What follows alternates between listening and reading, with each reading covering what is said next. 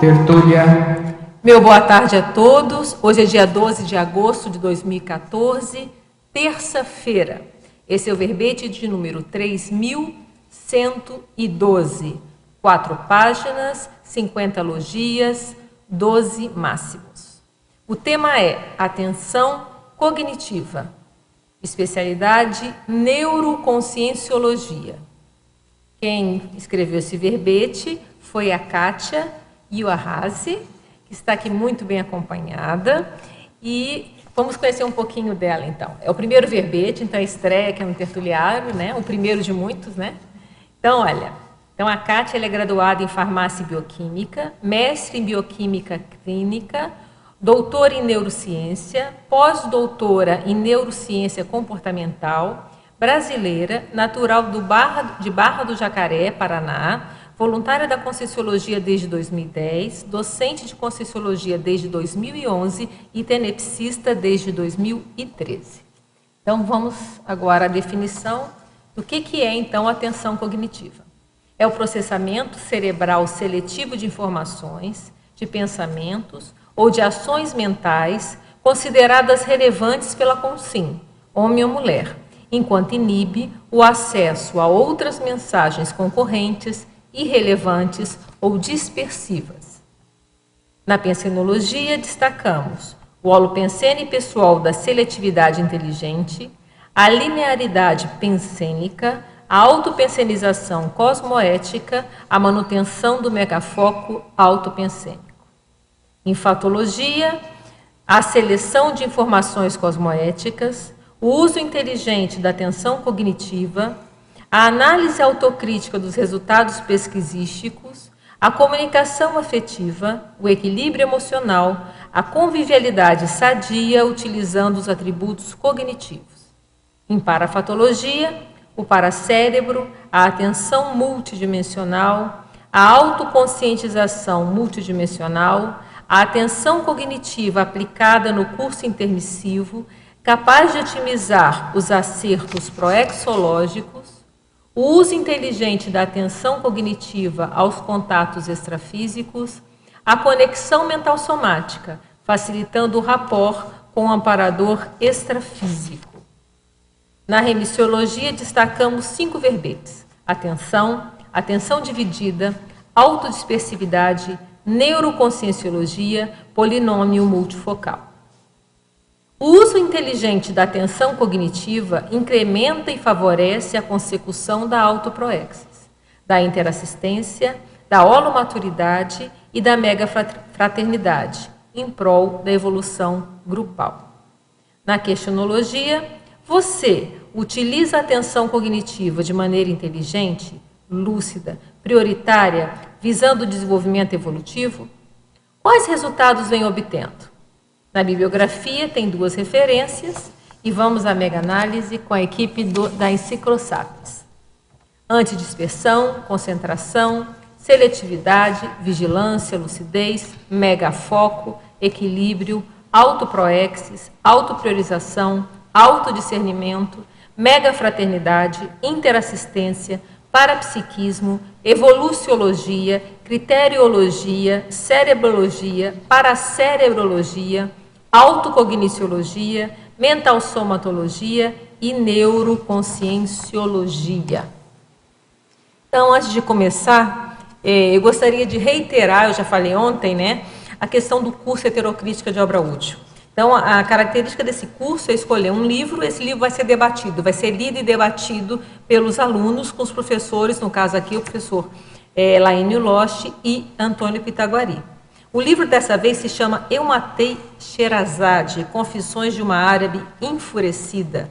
A autora é a Joumana Haddad. E o que é interessante é porque essa autora ela vai vir aqui ao CAEC, em Foz do Iguaçu, para debater com os alunos. Então, isso é um grande diferencial. Ela mora no Líbano, então ela é premiada escritora e jornalista libanesa, além de proeminente ativista pelos direitos da mulher. Foi selecionada em março de 2004, uma das 100 mulheres árabes mais influentes em virtude do ativismo cultural e social. Então, é uma personalidade internacional, então a gente vê que é uma oportunidade de ter contato com ela. E o curso, ele tem aqui várias modalidades. A pessoa pode optar por fazer o curso inteiro, completo, que seria R$ 270. Pode participar apenas do debate, então o debate vai ser no domingo à tarde, nesse dia 17, às 15 horas. Então, a pessoa pode participar, então o valor seria R$ 120. E para a turma online, que está em casa, também pode participar do online, aí seria um custo de R$ 90. Então, qualquer dúvida, vocês ligam aqui para o CAEC, que é o 3525-2652. Eu acho que é importante, é uma oportunidade para nós todos aí começarmos a ver outras cabeças, né, outras inteligências aí que estão fazendo diferença nesse mundo atual. E outra lembrança é o Lexo de Orto Pensatas, que está para entrar no forno a qualquer momento. É o último tratado do professor Valdo. Ele está ainda com preço promocional de 20% de desconto antes de ser impresso, inclusive vai ajudar a custear essa impressão. Então, a R$ 272, e o preço real seria de 340. São 2 tratados. Então, quem conhece os tratados da Consciologia, daquele tamanho. E o que seria, então, um Lexo de Orto Pensatas? Lexo é dicionário, pensatas são aquelas máximas, são, na verdade, sínteses, né, de no máximo 5 linhas, eu acho que a média é essa, em que a pessoa faz uma síntese de alguma ideia. Então, essas são as sínteses mais de ponta que o professor Valdo está fazendo nesse momento. Então, é a obra-prima. Então, é imperdível também. Então, agora, antes de começar, eu vou fazer a minha primeira pergunta, que já é clássica, né, podemos assim dizer. O que te fez, né, escolher esse tema aí para escrever o verbete? Boa tarde. Quando eu comecei a fazer o curso, então, do verbetografia, né? E aí, então, eu comecei, então, a pensar em relação ao tema. E aí foi sugerido ou escrever algo dentro da autopesquisa ou, então, relacionado com o trabalho, né? E aí, então, no primeiro momento, eu só pensei em relação ao meu tema de autopesquisa, né? Porque eu já sabia que tinha um verbete de atenção e atenção dividido do professor Valdo, né? E aí depois eu tive um insight para ter escrever sobre atenção cognitiva, e aí para testar então esse meu insight, ver se tinha realmente era isso, eu acabei escrevendo então uma definição, e aí dentre os 3 temas que eu enviei, esse foi aceito. E estamos aqui hoje honrando, né? Então vamos começar atendendo aqui aos teletertulianos. É a verbetógrafa, a professora Kátia. Na pensenologia, na página 24, na primeira linha. Quais dicas para otimizarmos o holopensene pessoal da seletividade inteligente em meio a tantos agentes dispersores?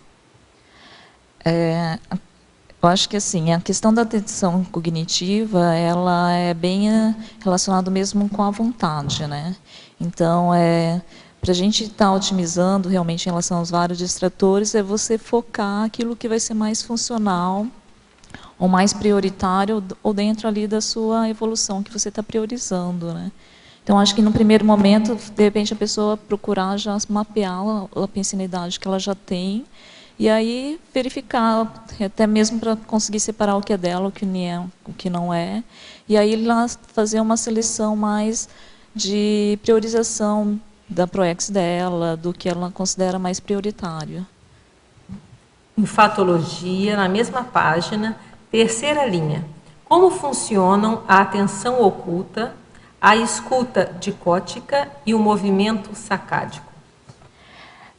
A atenção oculta, em geral, é assim, quando você já faz um movimento já antecipado, você já está com, por exemplo, a gente está aqui, e aí eu já estou um pouco atenta ali no lado ali da Eliana Manfroy. Então, a minha atenção ela já está um pouco dirigida, mas eu não estou olhando para ela, eu estou olhando aqui na frente, e aí isso facilita, digamos, se acontecer algum evento ali. Então, por isso que a gente chama de atenção oculta. E o outro é escuta dicótica. A escuta dicótica, então, é quando você está com os 2 ouvidos, né, ouvindo informações diferentes. Então, tem até um teste que eles fazem na neurociência, que eles colocam uma pessoa para ouvir fone de ouvido, e aí num ouvido eles colocam uma informação, e aí no outro eles colocam uma outra informação diferente. E aí, em geral, eles falam para você só prestar atenção, por exemplo, no ouvido direito. E aí o que eles observaram, a ideia antes, inicial, antes dos estudos, é que a pessoa conseguiria só ouvir aquele ouvido atendido, né, que é onde está realmente a atenção. Só que daí eles foram vendo que quando tem uma informação relevante para o pesquisador, como, por exemplo, chamar o nome da pessoa, mesmo que ele só preste atenção aqui, e aí, se ele pedir para falar o que está falando no ouvido esquerdo, ele não ouça, quando ele fala o nome da pessoa, ele acaba escutando, porque é relevante para a pessoa. Interessante, puxa a atenção. É. E o outro é o movimento sacádico.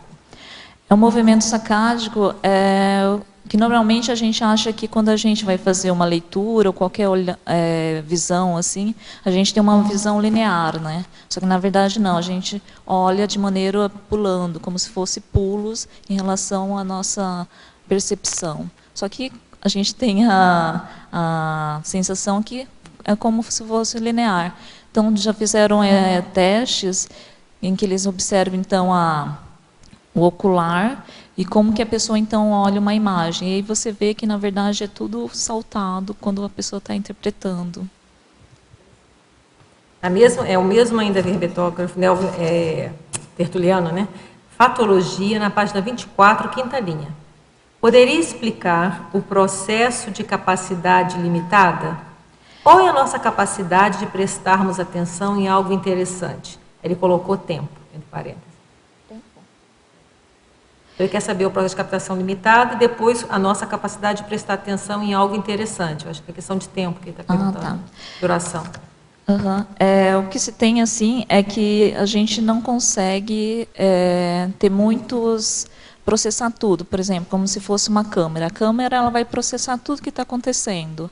Só que a gente tem um processamento que ela é limitado. Então por isso que tem essa questão da atenção, né? Então, você vai dizer para o cérebro o que é relevante e o que vai ser processado. Então, por isso que a gente tem que... A questão das priorizações, até mesmo em relação a essa pergunta, né, da anterior da seletividade. Né? Já que a gente tem um processamento aí limitado, então a gente vai ver principalmente aquelas questões interessantes. Então, por isso que é mais fácil estudar aquilo que a gente gosta, porque daí isso está reforçando muito com a atenção, né? E para quando é algo que não relevante, então é mais difícil a gente manter uma atenção durante mais tempo, porque para você manter a atenção com tempo mais prolongado vai depender muito da sua vontade, né? Teoriologia, página 25, terceira linha.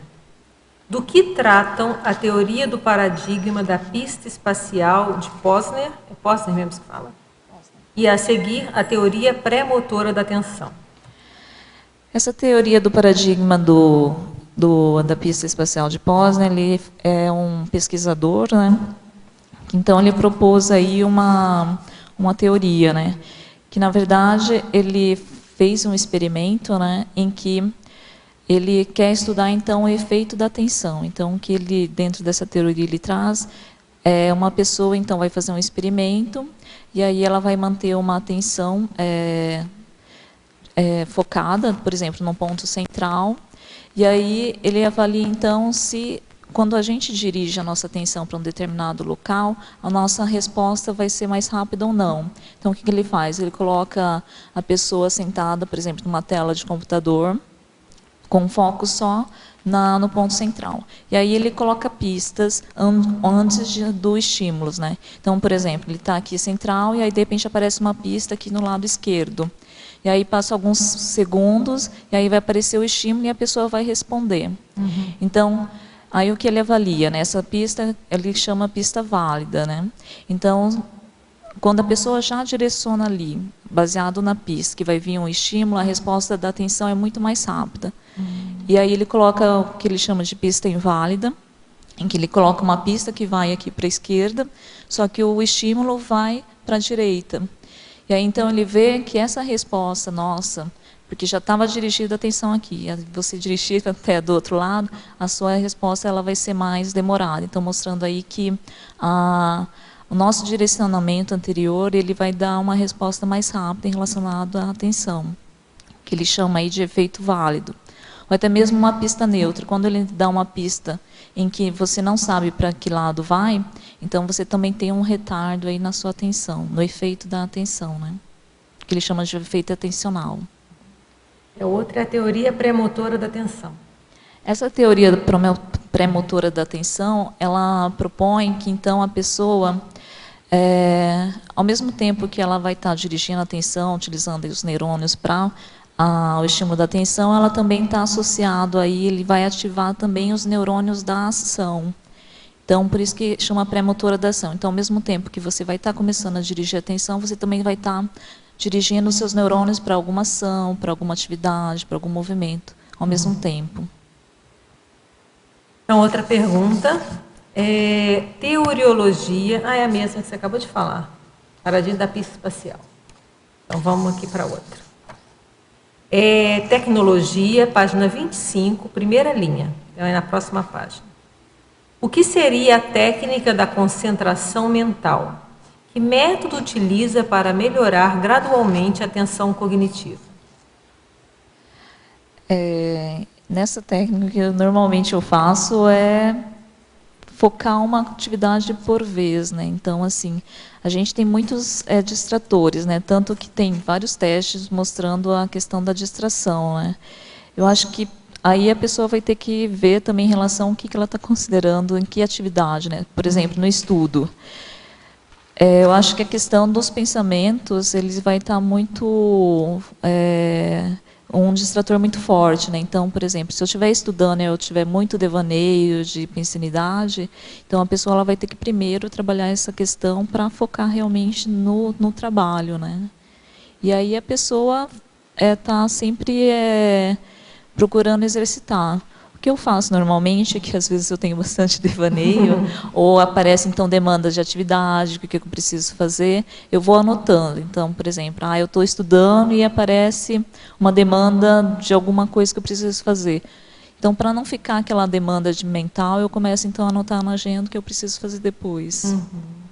Aí você descarrega ali e a mente fica tranquila para concentrar. Isso. Não precisa ficar relembrando. Senão a gente... Toda hora vem, né? Senão fala assim, eu não posso esquecer, não posso esquecer. E aí fica rodando. Gasta uma energia, o cérebro fica lá, coitado. Então, agora é outra pessoa, tá? Fatologia, na página 24, que é a primeira página. Terceira linha. Como funciona o mecanismo pré-atencional? Esse mecanismo pré-atencional, o que eles propõem é que, por exemplo, quando a gente estiver em algumas situações, existem certos estímulos que eles são tão destacados em relação a outro que a gente não está utilizando a atenção. É mais por um distrator relevante que faz com que a gente preste atenção. Eu nem cheguei a utilizar ainda o sistema da atenção, né?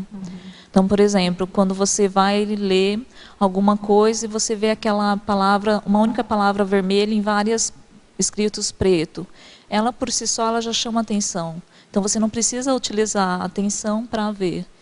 Por isso que ele é chamado de pré-atencional, né? Ele já aparece pelo destaque que ele tem no local. Então, será que é por isso que a gente sempre fala para evitar o cacófato, né? Porque o cacófato, será que é isso? Ele vai lá e ele vai puxar a sua atenção, né? Ele vai, é como se fosse isso aí, né? Ele chama, ele só chama atenção e desvia. Desvia a atenção dos outros. Próxima, parafatologia, na página 25, primeira linha. Poderia exemplificar a retrocognição percebida pelo uso da inteligência da atenção cognitiva? O uso da inteligência. O que eu quis propor aqui nessa questão é para a pessoa, então, ficar mais atenta na relação à questão da retrocognição, né? Então, muitas vezes, a pessoa ela pode acabar passando batido porque ela não está atenta em relação a isso. E aí ela vai fazer a pesquisa em relação a isso, né? Assim, de casuística eu realmente não tenho, mas o que eu pensei foi justamente isso, que às vezes você pode estar tão... pensando no cotidiano ou qualquer outra coisa que você acaba perdendo aí de repente uma retrocognição, ou a pessoa ela acaba não deixando de lado, não anotando e esquecendo isso, né? Então ficar atenta aí em relação às possíveis retrocognições. Efeitologia, na página 25, primeira linha. O que são o efeito Stroop? Efeito Stroop? É que depois tem outro, o efeito da festa. Então vamos primeiro no... Eu falei são, né? O efeito... O efeito Stroop eu acho que a grande maioria já deve ter visto ou recebido assim, por e-mail ou visto na internet. É aquele quando você vê ali uma palavra, por exemplo, escrito vermelho e aí a cor está verde, né? Porque o que normalmente acontece, né? A gente, quando foi alfabetizado, a gente aprendeu a ler, e aí a tendência natural, quando você vê uma placa, qualquer coisa, você vai ler. É um instinto já adquirido aí da gente, né? Só que quando você vê uma palavra que está escrito, por exemplo, vermelho e a cor é verde, você vai ter que então inibir o seu processamento da leitura para ver a cor. Então, por isso que é chamado efeito Stroop. Você vai ter um atraso na hora de responder. É só fazer um teste, né? Quando você for ler, você vai ver que você vai demorar um pouco mais para falar a cor verde e você vai ter a tendência de falar a cor vermelha. E o outro e o efeito da festa. Esse também é bem comum, que a gente acaba fazendo. Normalmente é chamado efeito da festa, porque às vezes a gente vai numa festa, por exemplo, uma pessoa, e aí ela encontra alguém interessante, sei lá, uma paquerinha. E aí você está conversando com uma pessoa ali. Só que daí você está interessada na conversa, digamos, aquela sua paquerinha que você está interessado.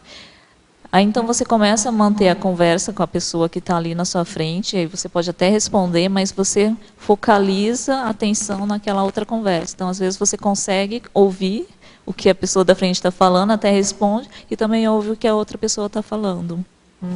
Por isso que é chamado efeito da festa. Apesar de todos os barulhos do ambiente, ela consegue selecionar aquela específica.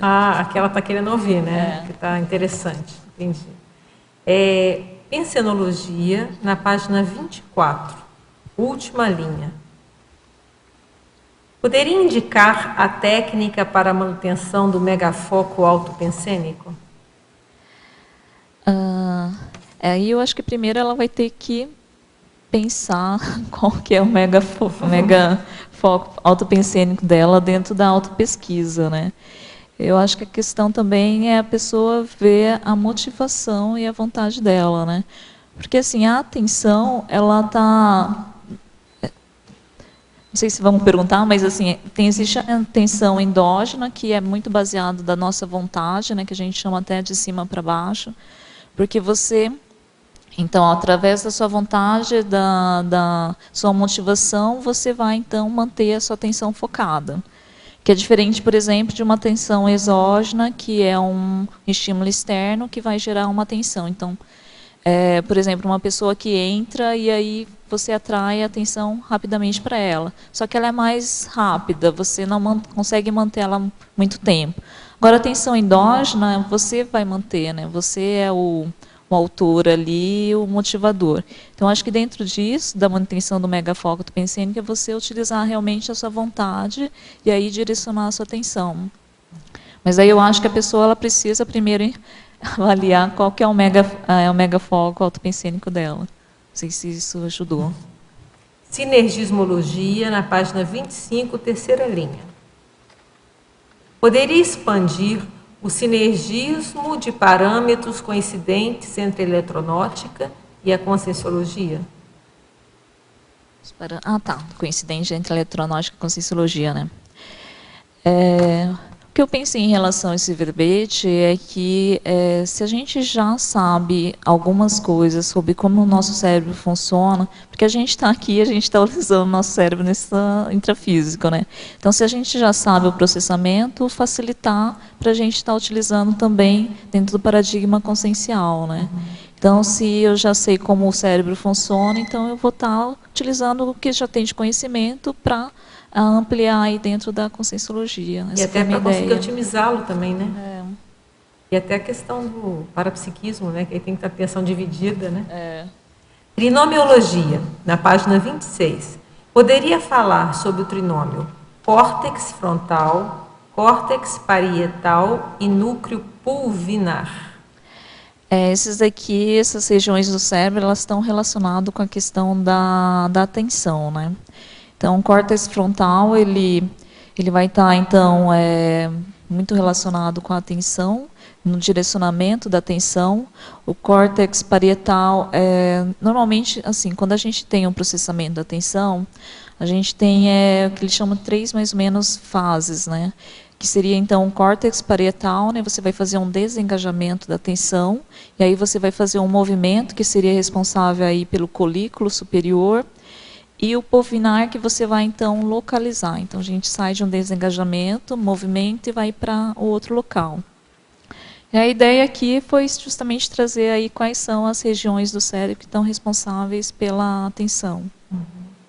Mitologia, na página 26, primeira linha. Poderia esclarecer sobre o mito da falta de concentração nos portadores de transtorno de atenção? Essa daqui é que normalmente as pessoas pensam que quem tem transtorno de atenção não tem atenção. Só que o que acontece normalmente é que eles não conseguem manter a atenção num estímulo só. Eles têm vários estímulos acontecendo e eles vão desviando a atenção conforme os estímulos vão aparecendo. Então, por exemplo, os portadores, se eles têm um assunto muito interessante para eles, eles conseguem ficar hiperconcentrados. Então, por exemplo, crianças que têm essa transtorno, elas conseguem ficar jogando videogame, que é o interesse deles, por horas, sem que consiga mudar ali qualquer tipo de atenção.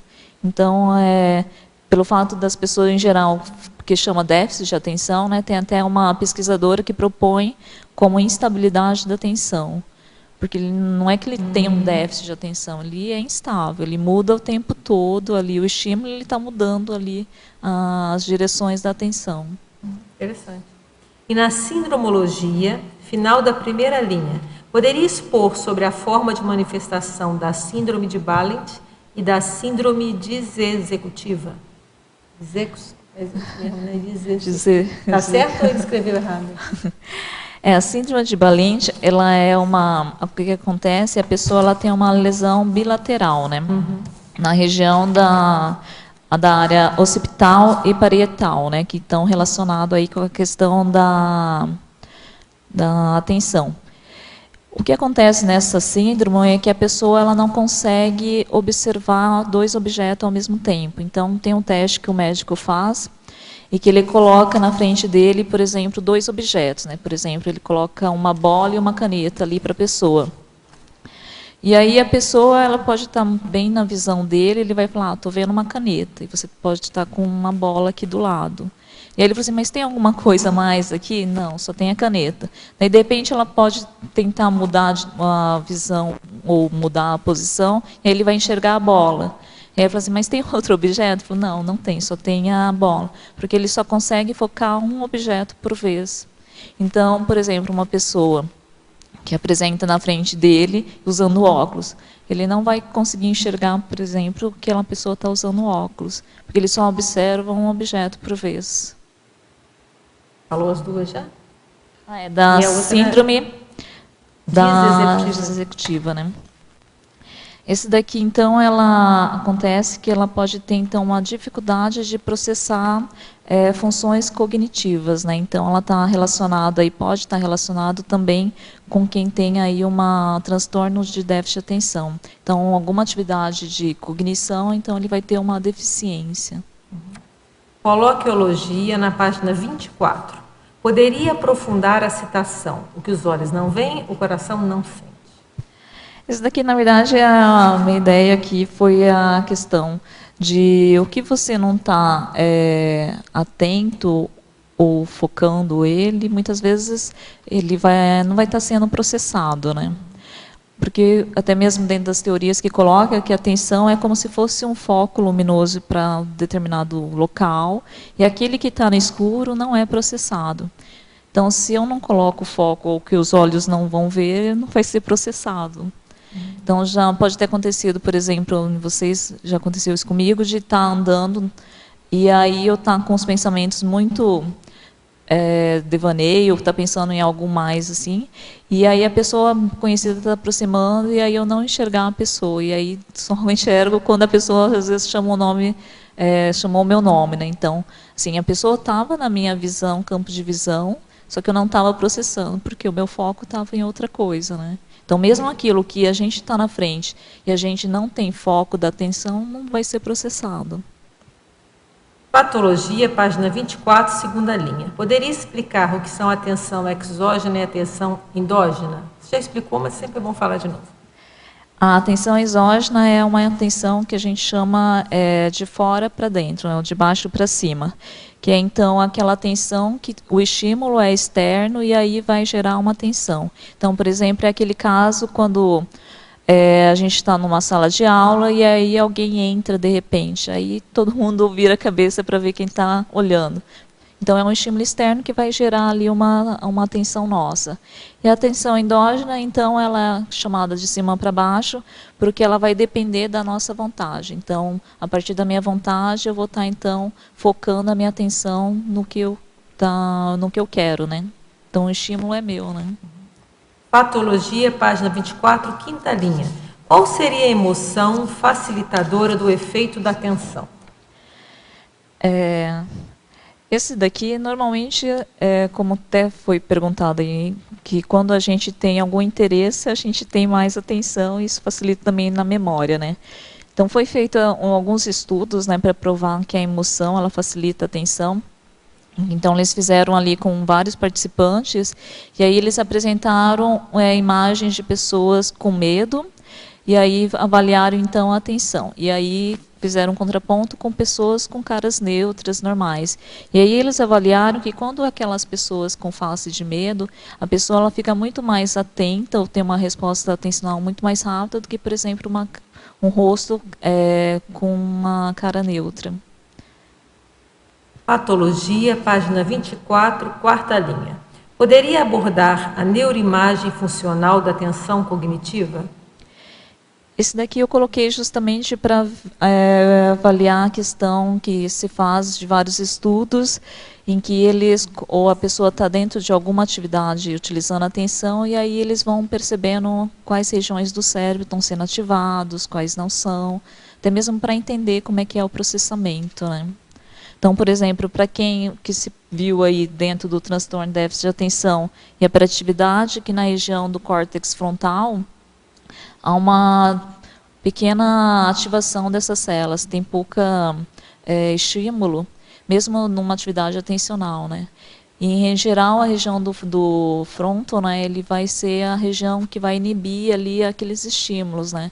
Então, por isso que a hipótese é que a pessoa ela não tem mais esse inibidor, né? Então, por isso que qualquer estímulo que vai surgindo, ela vai ficando atenta com isso, né? Que é diferente da gente, por exemplo, que a gente vai modulando ali a nossa atenção, né? Então, pode aparecer vários estímulos, então eu vou modular qual estímulo eu vou estar reagindo para ele.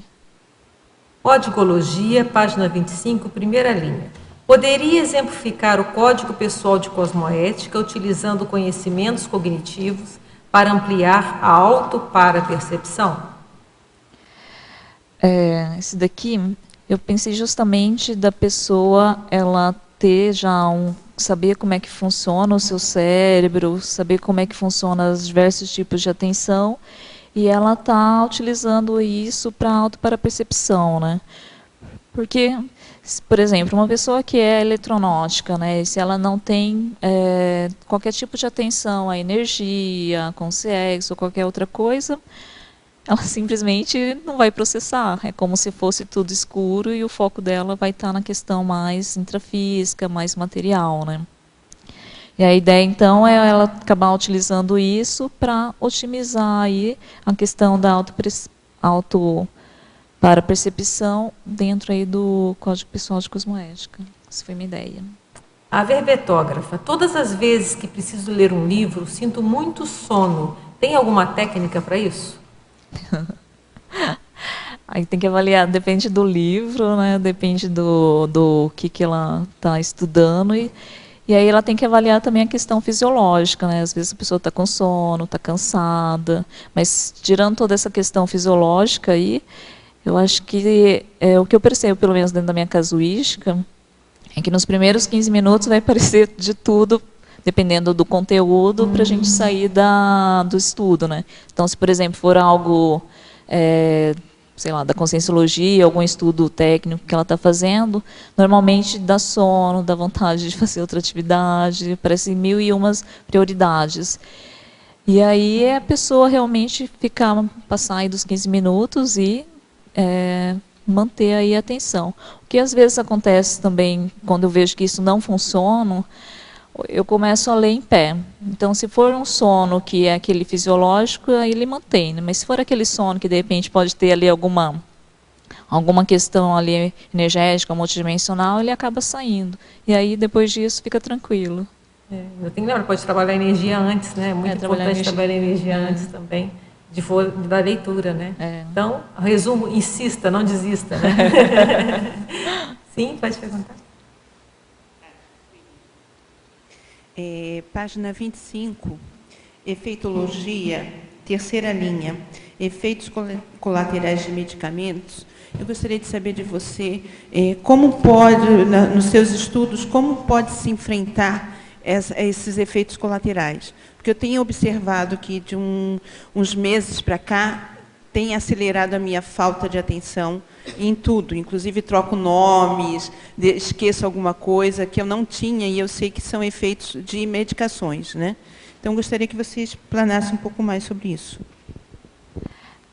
O que normalmente, assim, em relação a medicamentos, aqui dentro da farmácia, né, é pesar os prós e os contras, né?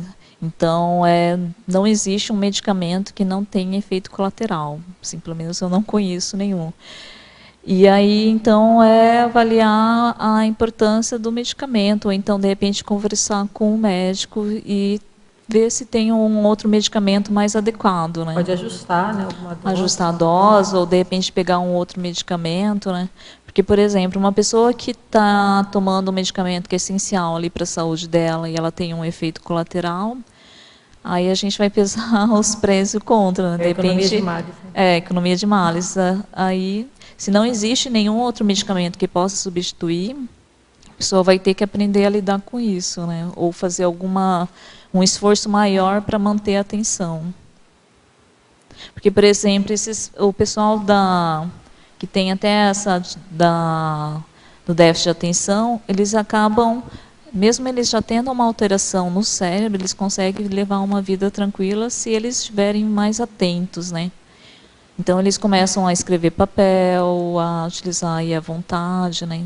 Então, aí vai depender, aí, eu acho que do tipo do medicamento que a pessoa está tomando. Se, de repente, não tem outro medicamento, aí eu acho que é isso que a Adriana falou, economia de males.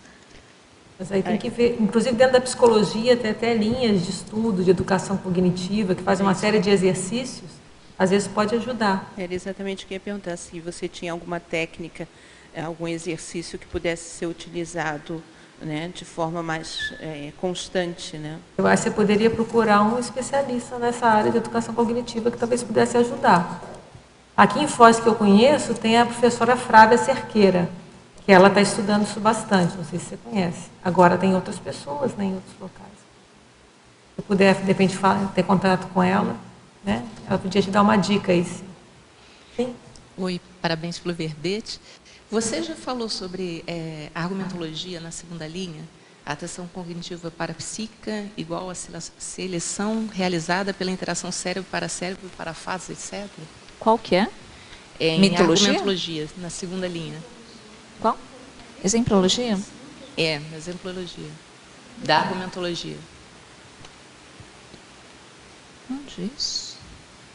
Na página 27. Ah, tá, 27. Qual que você perguntou mesmo? Desculpa. A minha queria só que você aprofundasse isso aqui, a atenção cognitiva parapsíquica igual a seleção realizada pela interação do cérebro para cérebro, etc. Eu fiz aqui uma questão em relação à somática, né? Que a somática seria mais baseado no intrafísico, utilizando aí todos os nossos sentidos, né? E aí, quando a gente vai no parapsíquico, quando tem aí qualquer fenômeno aí parapsíquico, percepção energética, a gente não está, na verdade, utilizando nossos sentidos físicos, né? Do soma, né? Então, há aí uma interação do cérebro para cérebro na percepção aí de para fatos, para ideias, para situações, né? Então, não é nunca não é uma percepção, é uma parapercepção, né? Sempre, quando entra o fenômeno. Tipo, o arrepio que dá, sei lá, a cor que você vê diferente, seria uma parapercepção. Já. Porque a gente já vai estar interagindo já com uma outra dimensão, interagindo energeticamente, né? Então aí não é mais baseado no físico, só no meu soma, né? Embora venha a repercussão no meu soma, né? Também, né? Aí é que começa a ter essa mistura. Por isso a interação que eu acabei colocando aqui de cérebro para cérebro. Certo. Aí tem mais uma dúvida que eu fiquei, foi com esse, o piscar atencional, lá na fatuística, fatologia, na 4ª linha. Ah, tá. Esse o piscar atencional é que quando a gente, por exemplo, está lendo alguma coisa, a gente processa uma palavra e é como se fosse um piscar. Você não processa assim um contínuo, assim. Você processa uma palavra e leva alguns milissegundos e você processa a segunda. Então, é por isso que é chamado piscar atencional. É como se fosse um piscar, assim, e aí você processa a segunda. Mesmo que você não pisque, né? Ele vai fazendo assim, quadros. Não é que a gente pisca atencionalmente, é só para lembrar o piscar. Ele faz em quadros. Né? E aí, aquela história que as pessoas falam, que se você só... Existe até uma técnica que chamam de fotoleitura, que você simplesmente vai passando as páginas do livro, como se estivesse fotografando, né? Até pisca mesmo, né? E eles dizem que isso, de alguma forma, está dentro do teu cérebro, está dentro do inconsciente. Você acha que tem possibilidade de ser isso? Tudo que falam também que tudo que a gente vê aqui nesse momento, mesmo que a gente não processe instantaneamente, vai estar em algum lugar. Você vê lógica nisso? Olha, eu fico meio cética em relação a esses daí, assim, eu não entrei em nenhum para ver exatamente como ele faz, mas eu tenho as minhas dúvidas em relação a isso. Que a gente realmente processa tudo, realmente vai no cérebro, isso acontece, mas como é que você resgata isso? Aí eu não saberia dizer, eu não sei se isso é possível. De repente...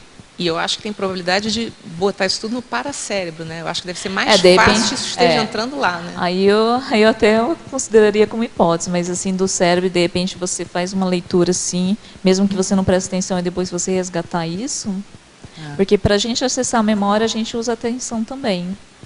Então, se eu já não estava atenta para processar na hora, e aí eu vou buscar atenção na memória ali, como é que eu vou fazer isso? Como é que faz? Não sei. Né? E aqueles casos que eles falam também que, quando tem um acidente, eu vejo isso em filme, não sei se é verdade, tem um acidente ou tem um assassinato, e a pessoa que participou daquilo é hipnotizada para lembrar da placa do carro. Isso também seria possível, entendeu? Já viu isso? Como assim? Não entendi. A pessoa participa lá de um evento qualquer, um sinistro qualquer. E aí, mas não lembra de nada, não lembra do carro, da placa, nada. Aí vem alguém, hipnotiza a pessoa para que ela lembre qual era o carro, qual era a placa e tudo mais. Isso também seria possível? Aí, se ela estava atenta ali, e de repente ela acabou esquecendo por uma questão emocional ali do momento, e aí ela vai passar por uma hipnose, e a pessoa vai estar induzindo ela para aquele momento, aí sim, eu vejo que é possível. Né? Beleza. No caso, registrou, só que a pessoa não bloqueou, de repente, a recuperação, né, da informação. Isso. E aí o cara vai ali na hipnose focar naquilo. Se ela estava atenta e aí acabou esquecendo por algum, sei lá, trauma, alguma coisa. Kátia, você falou no começo que o nosso processamento de informações é limitado, que é por isso que a gente diz, né, que a gente seleciona, então. É possível aumentar o tamanho desse processamento, da gente ampliar isso e poder absorver mais coisas? Isso teria uma relação com inteligência, com um aumento de cognição? Explica um pouco para a gente como é que é isso, essa limitação, e se é possível a gente ampliar isso. Talvez eu não me expliquei tão bem, né? Eu não entendi também. Quando eu falo aqui do processo de capacidade limitada, eu digo assim, no momento. Por exemplo, aqui, a gente está buscando alguns elementos aqui, né? Por exemplo, a Adriana está aqui na minha frente, mas, por exemplo, eu não estou olhando tudo o que está acontecendo ali atrás dela, ou o que está acontecendo do meu lado. Abriu a porta, quem sai. A porta entrando. Então, a gente tem uma capacidade limitada que, por exemplo, uma câmera registraria tudo ao mesmo tempo. Sim. A gente tem uma limitação aí do processamento Pelo cognitivo. foco, porque a gente acaba direcionando a atenção Atenção. para alguma coisa mais específica. É. Mas, assim, em termos de capacidade de processamento ao longo dos anos, não sei se é isso que você quis dizer.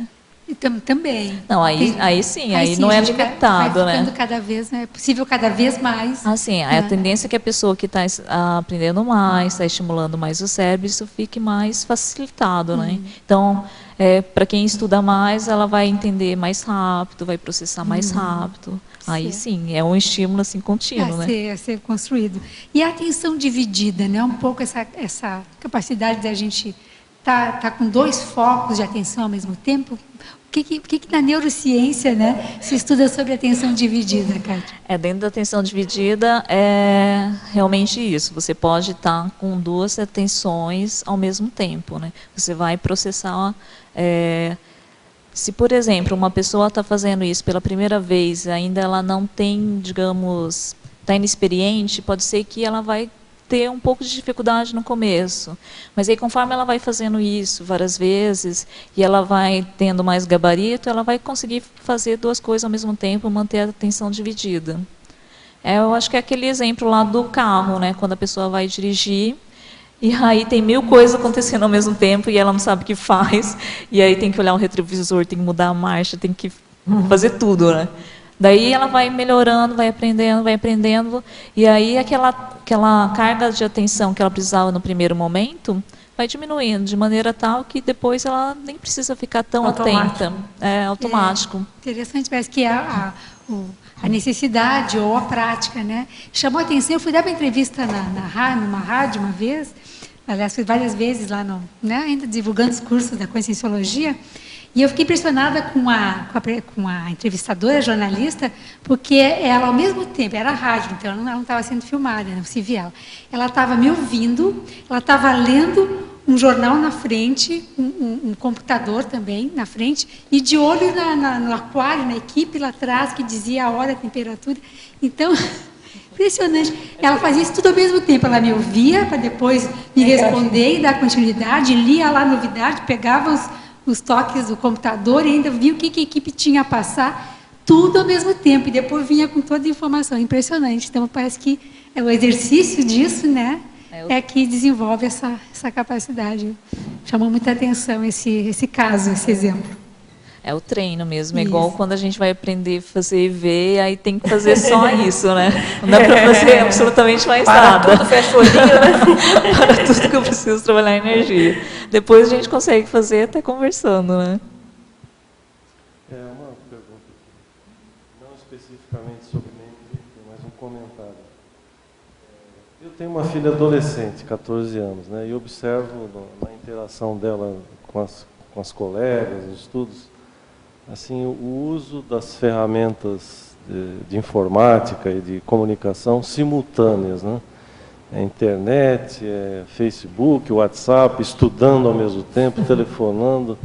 Você tem algum estudo ou algum comentário que mostre qual é o efeito disso em relação à cognição? De usar tudo ao mesmo tempo? Tem assim, por exemplo, essas coisas de Facebook, WhatsApp, aí é um distrator, né? Um distrator eletrônico que a pessoa vai estar mudando o foco da atenção, né?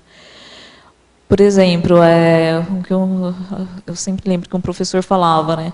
Que ele fica perguntando para os alunos dele, né? Que tem pessoas que falam que estudam ouvindo música, né? E aí ele sempre falava e perguntava para os alunos, mas e quando você precisa estudar, tem pouco tempo e se concentrar? Daí a pessoa fala, eu desligo a música. Porque assim, é um distrator. Então, assim, se o nosso foco da atenção está ali naquele local, tudo está ali e você vai ter um processamento ali daquela informação. Agora, se você vai ter que dividir com internet, com Facebook e esses outros, você vai estar dividindo a atenção e pensando no conteúdo, pensando que tem que responder uma coisa, fazer o sei quê, olhar lá a foto. É um distrator. Mas eu acho que a pessoa também pode checar quais são os resultados que ela está tendo, né?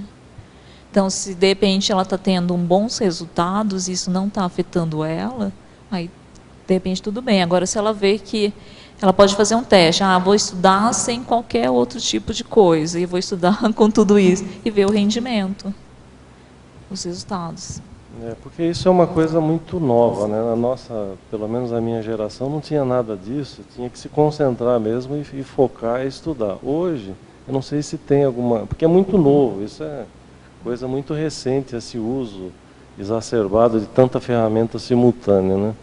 Não sei qual vai ser o efeito disso ao longo do tempo. É claro que, assim, se for feito, por exemplo, uma pessoa que está jogando videogame, está estimulando, isso ajuda também na cognição, né? Ela está cada vez mais rápida aí no processamento. Só que fazer tudo ao mesmo tempo, numa atividade que exige uma concentração, que você precisa processar, memorizar e depois para retomar isso, não sei, daí a pessoa tem que avaliar ali qual que é o rendimento dela, o nível de eficiência. Porque às vezes, como, por exemplo, quando a gente vai estudar e a gente vê que tem pouco tempo para estudar, aí a gente deixa tudo o resto e vai focar naquilo, né? Porque qualquer outra coisa vai ser um distrator. E se eu quero fazer mais eficientemente, ou tenho pouco tempo para fazer, normalmente a gente larga tudo e foca só no conteúdo. Pelo menos eu vejo aí no meu caso. Eu queria aproveitar também e fazer uma outra pergunta em mitologia, na página 26. Se pudesse comentar o mito da falta de concentração nos portadores de transtorno de atenção. Esse mito aqui eu coloquei no sentido porque normalmente quando você pensa em pessoas que têm déficit de atenção, você acha que a pessoa não consegue se manter concentrada, né? E normalmente isso acontece porque ela muda ou desvia muito a atenção, né? Então qualquer estímulo é um estímulo interessante. Mas quando ela encontra uma atividade que ela acha muito interessante para ela, ela consegue ficar super concentrada. Então, por exemplo, em crianças que têm déficit de atenção, por exemplo, elas conseguem ficar a tarde inteira só jogando videogame, porque é um assunto muito interessante para ela. Ou pessoas que gostam muito de internet, aí elas ficam focadas bastante tempo. Diferentemente, por exemplo, se fosse atividade que ela não gostasse, aí ela muda rapidinho. Na primeira página, em fotologia, de baixo para cima, na quarta linha você colocou 3 doenças ali: esquizofrenia, afasia e autismo. Queria saber as relações em relação à atenção. Essas doenças elas estão relacionadas aí que eles têm um prejuízo de atenção, né? Então, dentro da esquizofrenia, tem-se aí que ela tem aí uma alteração nos neurotransmissores da dopamina, e a dopamina ela está relacionada aí com o processo de atenção. Então, o que você observou que nos esquizofrênicos, pacientes esquizofrênicos, eles têm déficit de atenção e tem aí também uma deficiência no neurotransmissor da dopamina, né? Da afasia, né, que ela tem então uma perda de capacidade de interpretar aí linguagem falada ou escrita, ela também tem alterações cognitivas, né? Então ela tem alteração na memória, na atenção, na percepção. Aí eu coloquei mais para a gente ver como que acontece aí, porque às vezes a gente acha que a atenção ela não é tão relevante, né? E aí quando você vê as patologias e você vê aí as pessoas precisando de atenção, aí a gente fala, nossa, então vamos valorizar aí a atenção e utilizar com inteligência, né? Qual que era a outra? O autismo também, né? Ele tem aí uma dificuldade de direcionar a atenção para adultos e até mesmo de manter ali uma atenção, né? Por isso que ele tem dificuldade na convivialidade, nas concentrações, né? Oi, eu tenho 2 perguntas. Uma é na página 25, a efeitologia, primeira linha, o efeito da festa. Tá, esse efeito da festa, ele é assim, é quando você está ele é chamado de festa porque normalmente a gente acaba utilizando ele durante festas ou eventos, em que a gente está, por exemplo, conversando com uma pessoa na frente, e aí eu estou interessado numa outra conversa, sei lá, num outro local da mesma sala.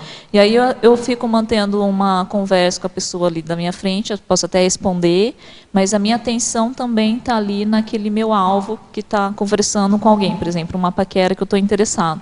E aí eu posso estar escutando lá a conversa e, ao mesmo tempo, estar conversando aqui com a pessoa na minha frente. Então, em geral, acontece com adolescentes, até mesmo... E na frase enfática, eu queria que você comentasse mais essa questão da megafraternidade, que correlação que você fez com a atenção cognitiva? O que eu pensei aqui porque a atenção cognitiva ela vai fazer tudo que eu vejo, né, todos os direcionamentos. Você começa com a vontade, com a consciência, e aí a atenção você vai então processar aquilo que você está considerando como relevante, né? E aí eu coloquei então da auto-proex. Se eu não tenho qualquer tipo de atenção com proex, então aquilo vai ser algo irrelevante na minha vida, ou interassistência, ou alomaturidade na megafraternidade. Se eu já tenho aí uma atenção procurando ter um desenvolvimento, eu acho que isso vai estar ajudando aí durante esse desenvolvimento. Agora, se eu não tenho qualquer tipo de atenção a qualquer desses itens, então a tendência é que eu vou estar evoluindo aí com a maré, né? Junto com a grande maioria. Foi mais nesse sentido. Lá em cima. Kátia, aqui na Fatologia, na página 24, a 7ª linha de baixo para cima, no final da 7ª linha. Uhum. A memória prejudicada. Você podia desenvolver o que você quer trazer para a gente aí? Porque assim, atenção e memória, elas estão bem correlacionadas, né? Então, a atenção, ela vai estar dizendo para mim, para o meu cérebro, quais são as informações que eu considero relevantes, quais eu acho ali que tem algo interessante para estar processando. Então, se eu tiver qualquer tipo de alteração na minha atenção, eu não estiver atenta, eu vou ter um prejuízo na minha memória.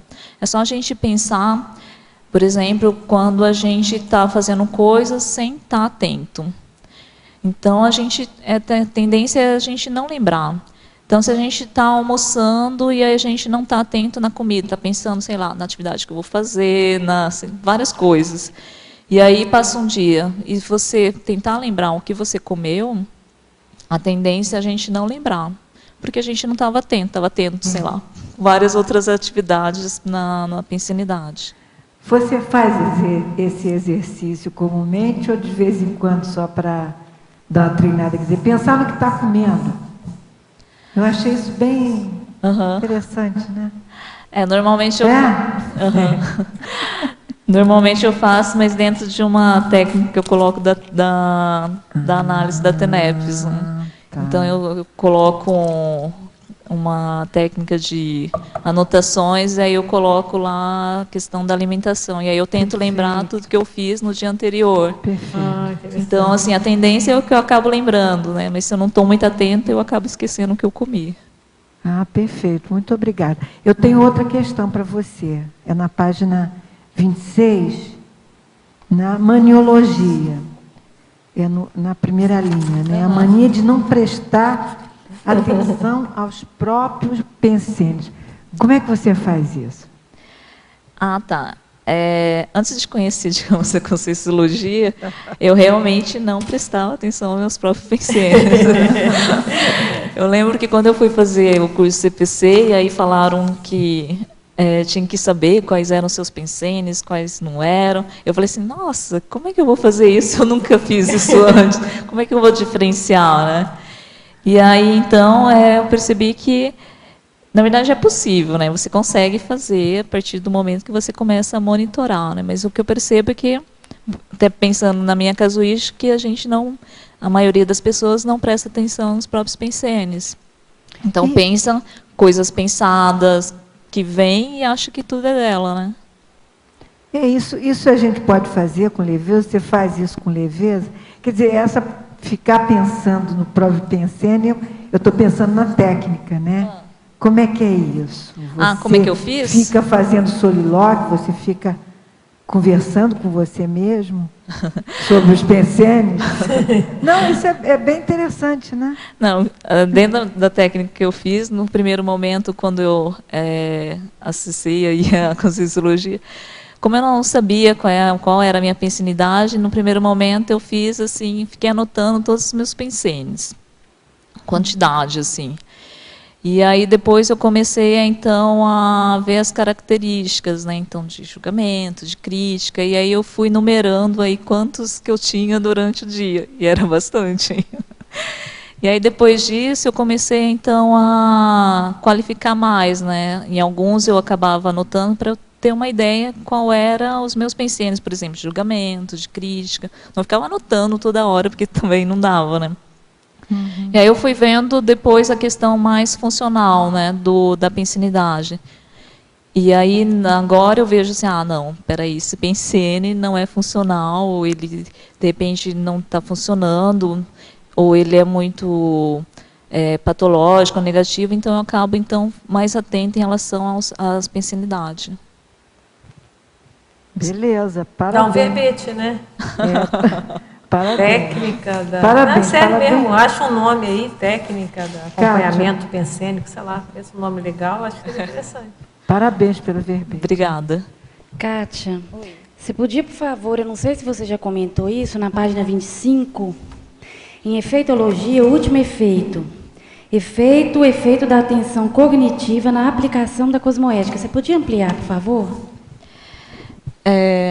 Esses efeitos aqui eu coloquei justamente por essa questão que a atenção ela é o foco naquilo que eu estou processando, é aquilo que eu estou considerando como prioritário, né?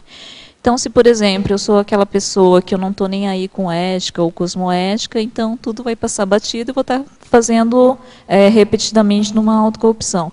Agora, se eu começo a utilizar aí a minha atenção das minhas condutas, das minhas autocorrupções, então eu vou otimizar aí as minhas mudanças, né? Então, cada vez mais, eu estou atenta aí na minha pensenidade, nas minhas atividades, nas minhas ações, eu acho que isso vai estar otimizando aí na minha qualificação. Seria uma técnica, né, que a gente pode usar para internalizar isso, tornar isso um hábito. Eu priorizo, volto a minha atenção no meu dia a dia para tudo que eu estou fazendo, que é cosmoético, não é cosmoético, até nas mínimas coisas, é isso? É isso aí. Tá, obrigada. De nada. Montinho. Aqui, não sei se você já comentou, na página 25, detalhismo na tecnologia, na primeira linha mesmo, essa técnica da parapercepciologia. Você comentou algumas? Não. Essa daqui é para a pessoa, então, utilizar técnicas de parapercepção, trabalho energético, para a pessoa ficar mais atenta em relação a isso, né? Porque, normalmente, às vezes, a pessoa ela vai fazer técnicas energéticas e aí ela não fica tão atenta às parapercepções, né? Porque, assim, pensando que a atenção é tudo aquilo que eu vou estar priorizando e eu vou estar processando, e se eu não estou atenta ao que está acontecendo, então aquilo vai passar batido, pode estar acontecendo 1000 coisas, e devido à minha atenção estar deslocado para um outro local, eu não processo. Então, para otimizar ali, eu pensei nessa questão de estar utilizando a atenção. Até essa técnica que você estava falando para a Tânia, acho que essa de você ver os próprios pensênios seria uma dessas técnicas, né? Que você está o tempo todo atento aos seus pensênios, então às parapercepções, né? E o que ajudaria, então, essa questão, se você já viu alguma coisa que ajude mais a gente puxar a informação do paracérebro para o cérebro, que é a grande dificuldade, né? Porque a gente vai lá, participa lá, por exemplo, eu estou aqui no acoplamentário, né? E aí a gente participa, tem um monte de experiência. E como que traz isso para dentro do cérebro para explicar, se você já tem alguma dica aí nesse sentido. Como que você tem? Como é que técnicas para eu trazer a informação do paracérebro para o cérebro, entendeu? Das experiências energéticas, por exemplo. Experiências parapsíquicas, né, o que a gente tem. Assim, eu acho que é a questão de você estar associando também a autopesquisa, né? De você estar anotando de uma maneira assim mais técnica, sem, num primeiro momento sem análise, e depois você começar a fazer uma análise mais detalhista do que está acontecendo, né? E aí você fazer isso não só uma vez, né? Fazer isso várias vezes, de maneira que isso vai estar também não crescendo, né? Porque eu acho que também às vezes você tem uma experiência, alguma coisa, e aí as pessoas elas acabam muito no achismo, né? Muito no subjetivo.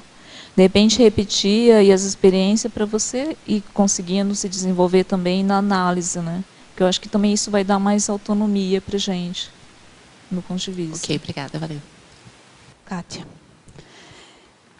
você disse aqui que a atenção ela tem uma relação direta com a memória, né? E na fatologia, você coloca aqui na quarta linha de baixo para cima a doença de Alzheimer e a doença de Parkinson, que, no que eu posso entender, é uma perda da memória, não é isso? Isso. E é degeneração da memória, né? Do Alzheimer, então, né? Do Alzheimer, né? Então, eu pergunto para você, a atenção também vai envelhecendo? A gente vai perder? Eu estou preocupada agora. Estou preocupada com esse negócio aqui. Eu acho que não dava tanta atenção à atenção. Acho que nós todos estamos vendo isso. Se a memória é garantida pela atenção, e se a memória a gente vai perdendo com a idade, a atenção também a gente vai perdendo, como é que é essa história? Boa pergunta, em tese, os nossos neurônios eles vão morrendo a partir de 20 anos de idade. Mas eu acho assim que, por exemplo, os idosos eles têm mais dificuldade de atenção, né? Pelos estudos já mostrados, né? Mas o que eu vejo também é que depende muito da vontade da pessoa e de como que ela mantém aí a cognição até agora. Então, por exemplo, uma pessoa, o que se tem aí de prevenção de Alzheimer, né? Não se sabe ainda as causas exatas, né? Mas o que sempre fala para estimular o aprendizado, tá, por exemplo, aprendendo uma língua nova, tá sempre estimulando o cérebro, né? Para estar se exercitando. Porque senão seria como se fosse um músculo, né? A gente não usa, ele acaba em desuso e acaba não atrofiando. Eu acho assim que pode acontecer realmente da gente ter aí alguma diminuição da atenção, realmente devido à nossa fisiologia e do envelhecimento, mas eu acho que também a gente pode estar utilizando aí nossa vontade conforme a gente vai estar utilizando no cotidiano. Então, lendo, estudando, estimulando.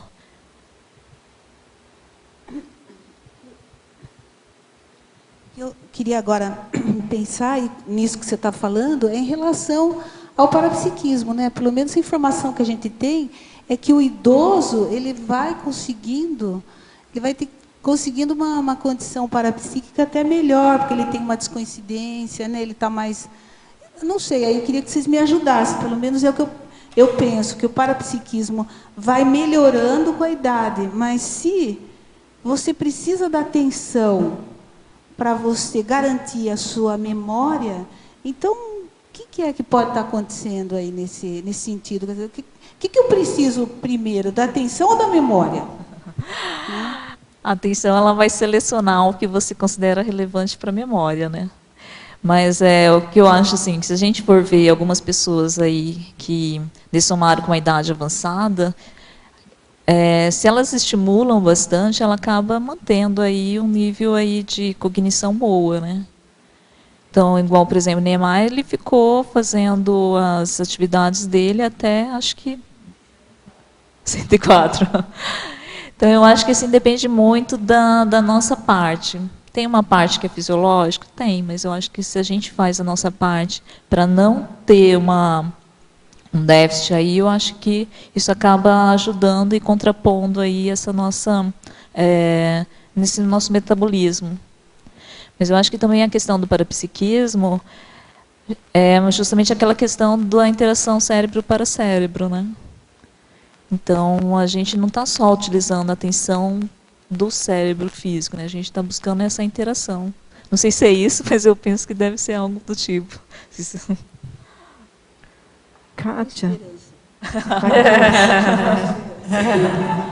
Kátia, se traz ali em binomiologia, o binômio atenção-afeto. E na fatologia, a comunicação afetiva. Então, eu gostaria de saber mais a relação do afeto com a atenção. Está na binomiologia, na segunda linha. E na fatologia é a penúltima linha. Espera aí. Fatologia. Na fatologia, na penúltima linha. Comunicação afetiva, da penúltima indo para a última. Eu coloquei esse daqui da atenção e afetividade aqui, da comunicação, pensando justamente nisso, nas nossas priorizações em relação à atenção. Porque a atenção ela vai priorizar aquilo que eu estou processando, a minha pensanidade, as minhas prioridades. Então, se, por exemplo, eu sou aquela pessoa que, digamos, o afeto não tem nada a ver, ou eu faço uma comunicação sem me preocupar na pessoa ali que está recebendo, então eu vou, de repente, vou ser grosseira, vou falar ali algo que não estou tão interessado, aquilo não é a minha prioridade, né? Então a ideia, o que eu pensei aqui, é de você estar associando, né, a comunicação afetiva em relação ali às outras consciências, e você está usando aí um sinergismo entre os dois, né? Então, se eu sou uma pessoa que quero qualificar o meu afeto, então eu utilizo a atenção. Agora, se isso não é uma coisa relevante, então eu nem processo aquilo, ou aquilo não fica como algo importante na minha vida, né?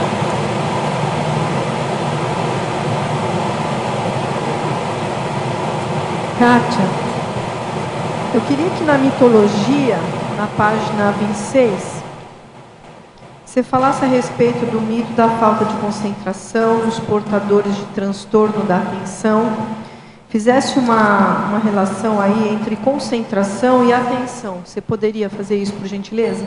Fazer o quê? Uma associação?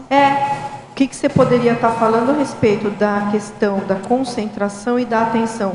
Onde é que um pode interferir no outro? Ou se eles não interferem entre si? A atenção, ela é... O que eu estou trazendo aqui desse verbete é um processamento cerebral normal, que muitas vezes ele não é conhecido, né? Em geral, quando a gente pensa em processo cognitivo, a gente pensa em memória, né? Memória... E aí a atenção, até mesmo eu não sabia que tinha todo um estudo em relação a isso, existem regiões do cérebro. Mas a atenção é um processamento que você vai priorizar aquilo que você considera relevante em relação àquelas outras não relevantes. Então eu vejo que a atenção ela começa primeiro, e aí se a pessoa é um assunto interessante ou algo que ela precisa estar se concentrando, aí ela vai estar entrando na concentração. Então, a concentração ela vai depender ali da atenção. Então, nem sempre quando a gente está atento, quer dizer que a gente está ali concentrados, né? Vai depender ali da vontade da pessoa. Não sei se é isso que você queria... Ok? Kátia Domingos. Domingos. Kátia, por gentileza, você poderia ampliar um pouco mais? Na página 25, efeitologia, quando você coloca o efeito de Stroop, a relação com a atenção cognitiva. Eu desconheço. O efeito Stroop, você desconhece? Por favor. Tá. Esse daí você já deve ter visto falar, eu recebi algum e-mail aí. Esse efeito, né? Todo mundo recebe isso. Esse efeito Stroop é quando você, por exemplo, vai ver uma palavra escrita em, sei lá, verde, e aí a cor dele é azul. Como inicialmente a gente teve aí um aprendizado desde criança, a nossa tendência natural é de logo de cara já ler. Então, por exemplo, se você vê uma placa, é difícil você inibir a sua leitura. Você, quando vê, já leu aquela placa. Então, no efeito Stroop, você vai ter que inibir a sua leitura, por exemplo, que está escrito verde e ali está amarelo, para conseguir ler e falar amarelo. Então, primeiro você vai passar uma inibição do seu processamento de leitura para enxergar a cor da letra e falar.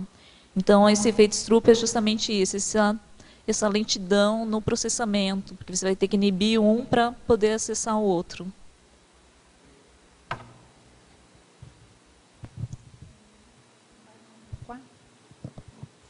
Em parafatologia, na terceira linha, você colocou na segunda linha a atenção cognitiva aplicada no curso intermissivo, capaz de otimizar acertos praxeológicos. A ideia aqui é justamente assim, considerando aí que se a gente tem um curso intermissivo, né, buscar acessar aí ou ter uma atenção cognitiva relacionado ao curso intermissivo para a gente fazer os nossos acertos, né. Então, se, por exemplo, se eu tiver feito lá um curso intermissivo e eu não estou nem aí para ele, a tendência é que eu vou estar mais nos erros, ou deixar para lá, ou ignorar, ou negligenciar aí o que eu já propus aí no curso intermissivo. Seria uma otimização. Intermissivo? Esse, digamos assim, esse saturar a mente com curso intermissivo no intrafísico, isso você quer dizer? Isso, para você buscar esse acesso e ficar mais atento do que para você otimizar. Porque se, por exemplo, eu nem penso em curso intermissivo, qual é a chance de eu acessar algo? Né? 26, trinomiologia, o trinômio córtex frontal, córtex parietal e núcleo pulvinar. Frontal e parietal eu conheço. Você poderia explicar como funciona os três? O córtex frontal ele está mais relacionado aí dentro da atenção, né, com a questão do direcionamento da atenção, né. E aí o córtex parietal, o que se tende aí de estudo que existe aí 3 movimentos, né. Você primeiro faz um desengajamento, né. Por exemplo, estou aqui olhando para a Adriana, e se eu quiser olhar para a Márcia, primeiro eu vou ter que desengajar a minha atenção da Adriana, que seria aí o córtex parietal, e aí eu vou ter que fazer uma movimentação da minha atenção para a Márcia, que seria aí o colículo superior, e aí localizar a Márcia, que seria aí o pulvinar. Então, seria as regiões do cérebro que estão relacionadas com a atenção. Ok? Tia, na página 25, deixa eu ver o que é parafatologia. Parafatologia. Terceira linha, a escala de lucidez da consciência projetada. A gente sabe que a questão da lucidez nas nossas projeções é sempre algo a se estudar, né? Como é que você acha, ou você tem indícios de que a falta de atenção aqui no intrafísico, ela prejudica também essa lucidez no extrafísico? Você acha que isso ocorre de fato pelos seus estudos? Eu acho que a maneira como eu me manifesto aqui vai estar refletindo na minha projeção. Então, por exemplo, se eu sou uma pessoa muito desatenta, eu vou ter até vão prejudicar o meu nível de memória, eu não vou lembrar muito do que está acontecendo, e isso vai acabar também refletindo em relação à rememoração. E aí, se, por exemplo, eu estou aqui no intrafísico, desatenta a tudo, vai prejudicar meu nível de lucidez, e isso vai acabar refletindo no extrafísico, né? O que eu vi aí em relação a isso, e aí eu acabei aplicando aí uma técnica para melhorar meu nível de lucidez, que quando eu estava fazendo aí essa técnica, eu consegui ter algumas melhoras aí no meu nível de rememoração e até mesmo a questão do nível de lucidez. Então eu acho sim, não posso dizer com toda certeza, mas eu coloco aí como hipótese realmente que o que a gente faz aqui reflete no extrafísico, né? Então, se eu sou uma pessoa muito desatenta, isso vai prejudicar meu nível de lucidez, isso vai refletir na dimensão extrafísica. Você acha, não diria que você acha, você reconhece que as informações cérebro para cérebro, no caso da falta de atenção, elas ficam prejudicadas. Então, as informações que a gente deveria estar acessando aqui, registrando, elas ficam mais difíceis de se manter no paracérebro se a gente tem se a gente tem essa falta de atenção aqui no intrafísico, é isso? Não, não sei se eu entendi o que você perguntou. Eu acho que, assim, baseando aí na questão da holomemória, que tudo que a gente registra, a gente está mantendo a nossa holomemória, sim, está mantendo. Mas eu acho que o acesso até essas informações que está aí na holomemória, a gente não vai ter tão fácil aí. Por exemplo, se eu não tenho já facilidade de acessar a minha memória, que está no intrafísico, que está no cérebro aqui, imagina a questão de acessar a holomemória ou paracérebro. Eu acho que deve ser mais complicado. Então, se, por exemplo, eu sou aqui no intrafísico, eu sou uma pessoa desatenta, não estou nem aí, e aí qualquer tipo de estímulo me gera atenção.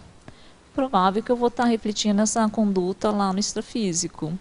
E se, por exemplo, eu não tenho memorização tão boa, eu acho que a tendência é que quando eu voltar de uma projeção, minha rememoração vai ser também mais difícil de lembrar.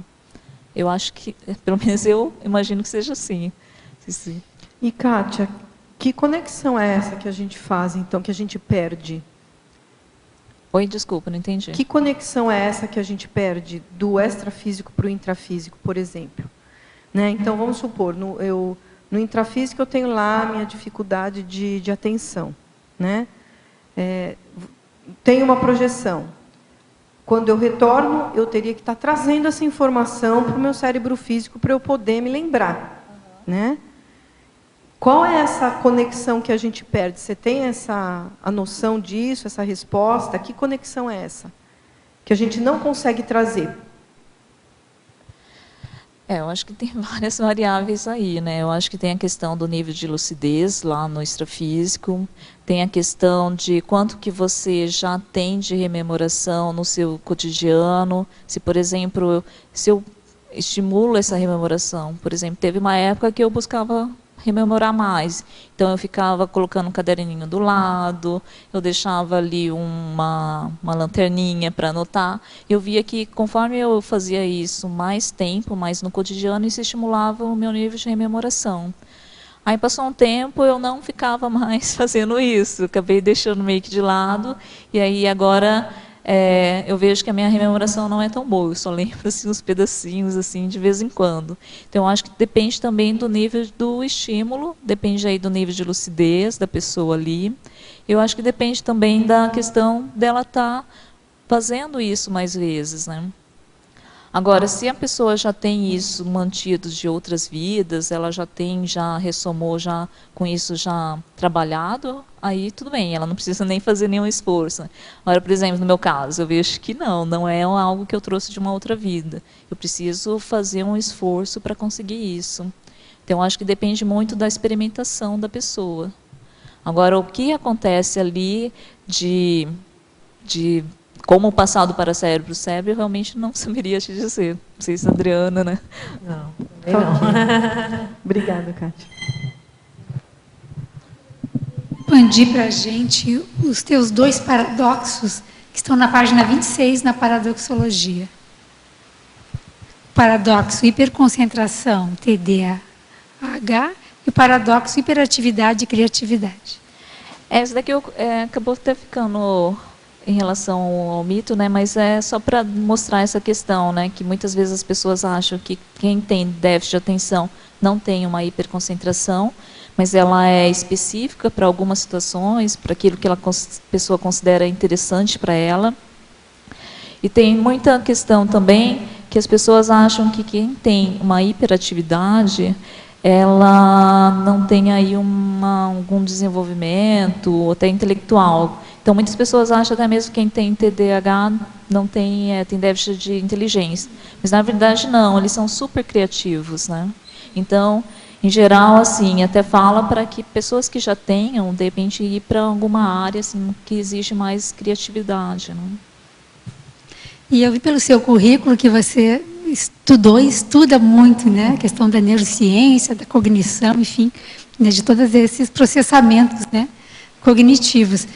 O que você pode falar para a gente, assim, dentro da sua experiência, claro, desse seu momento, de que forma a neurociência pode estar contribuindo com a conscienciologia, especificamente nessas técnicas de melhoria da atenção, do rendimento, né, do processamento de informações, do processo de criatividade, enfim, você teria você viu assim alguma ligação ou algo que nós podemos estar assim, buscando também na neurociência, e claro, a neurociência também, né, bebendo aqui na fonte da conscienciologia?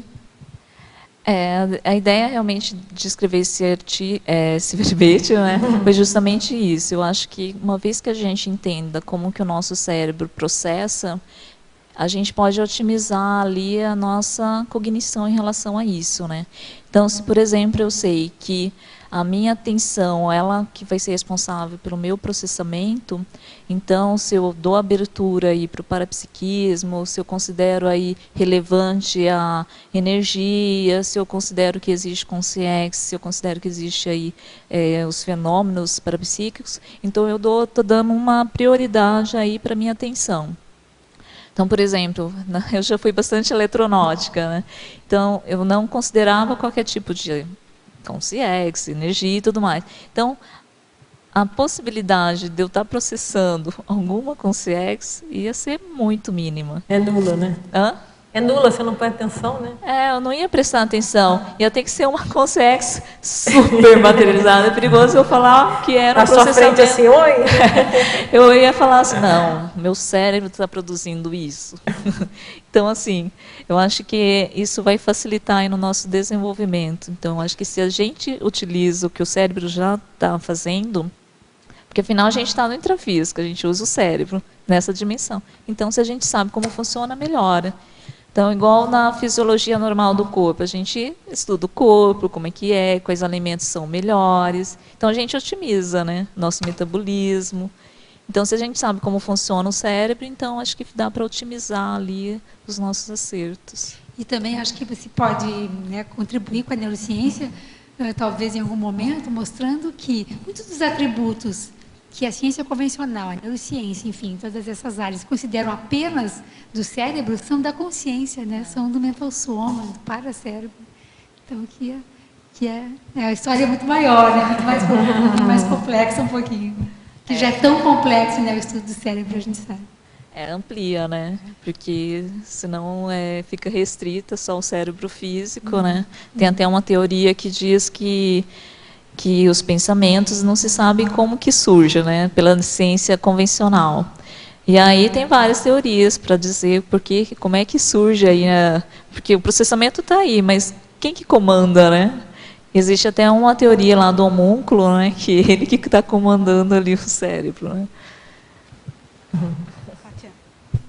Kátia, só queria que você falasse um pouquinho sobre a narcolepsia, que está na patologia ali na linha 9.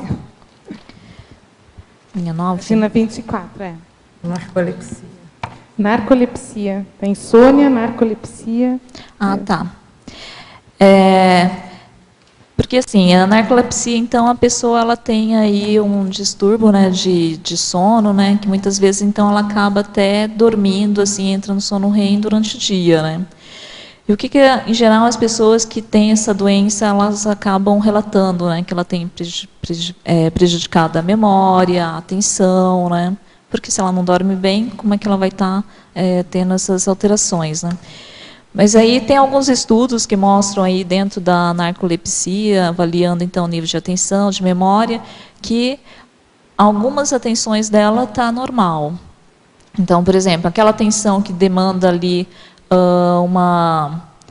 um processamento mais elaborado para atividades e informações ou ações, isso realmente ela está mais prejudicada. E até mesmo a memória operacional que a gente diz, aquela memória que você utiliza por pouco tempo, aquela, por exemplo, que você guarda o telefone quando a gente vai ligar para alguém, você decora ali o número e logo você esquece, né? E aí, em geral, as outras atenções, elas estão mantidas tranquilas, né? O que acontece é que ele tem um retardo nas respostas, né? Qualquer tipo de atividade cognitiva. Aí eu coloquei justamente para ter essas associações de algumas doenças que têm aí alguma alteração na atenção.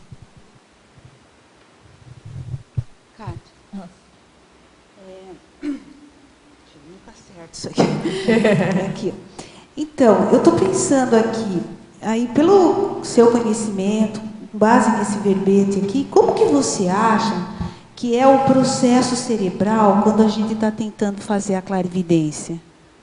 Em termos de atenção, como é que é ali que funciona? O que você acha que é o ideal em termos... Porque é um processo cerebral, tá certo? A clarividência?